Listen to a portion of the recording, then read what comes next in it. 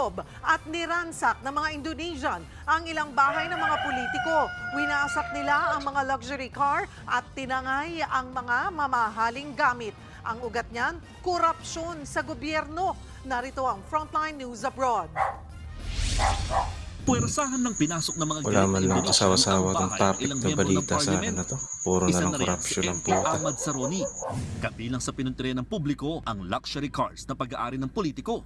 Pinagpapalo Tanga na kung ako lang iPhone kukunin ko dyan. habang ang kanyang mga gamit mula refrigerator, TV, Ay ngayawa.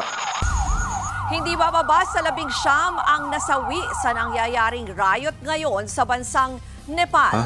Nepal? Kahapon sinunog ng mga rallyista ang kanilang parliament building Di ba sa matagal ng capital issue na yung Kathmandu. corruption sa Nagdiwang Nepal? ang ilang residente at napuno ng Gago, apoy ang mga sinunog. kalsada matapos Nangyayari magbigay kaya sa sa Pinas pwesto yan? ang kanilang